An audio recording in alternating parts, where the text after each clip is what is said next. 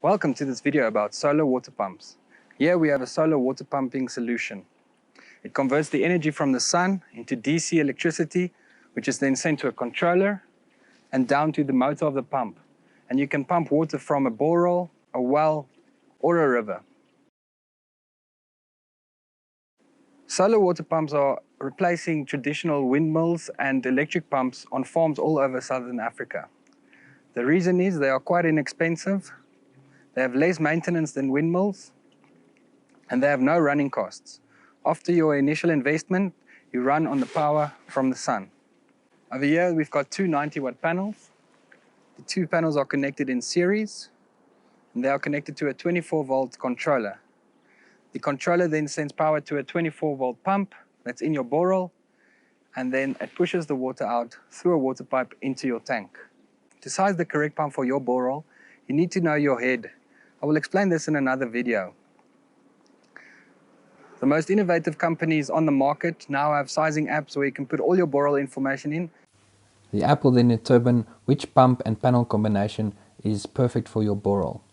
The app takes the total depth of your borehole, the static water level, how high you want to lift the water, the length of your pipeline, and the thickness of the pipe, as well as the sun hours into consideration, and works out exactly how the pump will perform in your specific borehole. This means you get 100% accurate sizing. I recommend that you do this to ensure that you don't buy the wrong size pump.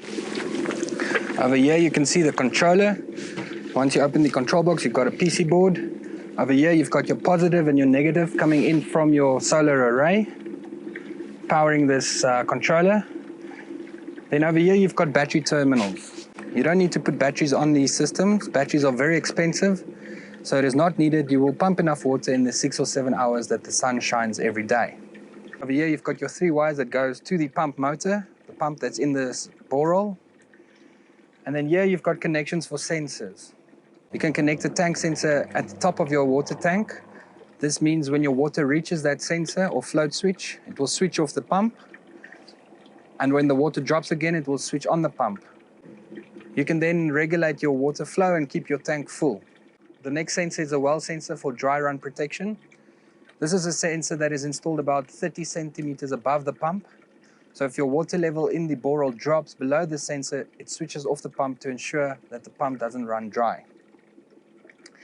You also have two other options on here. The first is your speed. I think you can hear in the background maybe that the pump speed is decreasing. If I dial this back. So if you're getting too much water, you can decrease the speed of the pump, or you can increase the speed to get the maximum yield. There's also a timer switch here that works with your dry run protection. If I put this on 20 minutes, it means after my dry run protection kicks in, if there's no water in the well, the controller will wait 20 minutes before switching on the pump, giving the borehole time to fill up again with water. So that's how the basic controller works. It's also got MPPT functionality to get the most power from your solar panels.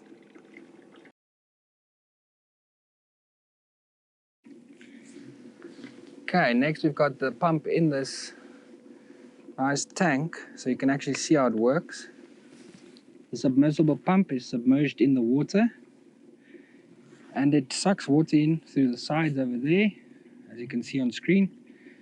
The motor is actually the bottom half of the pump, and then it pushes the water out by using a helical rotor.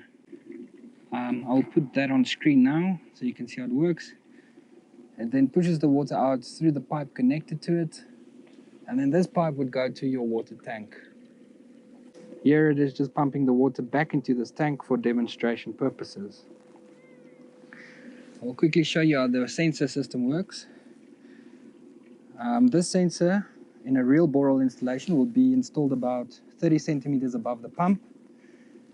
If the water level drops, which I'm simulating now, it will send a signal to the pump to switch off. It takes about 10 seconds. So the controller then knows to switch off the pump. The dry run protection has kicked in. There you can hear the pump going slower, the motor slowing down, and the pump is off. In a real world application, this will happen when the water in the borehole runs dry. The timer on the controller then will determine how long the pump stays off, giving the borehole time to recover. I'm just going to set it now on 0 to show you what happens when the sensor is submerged in water again. It sends a signal to the controller and the pump will switch on.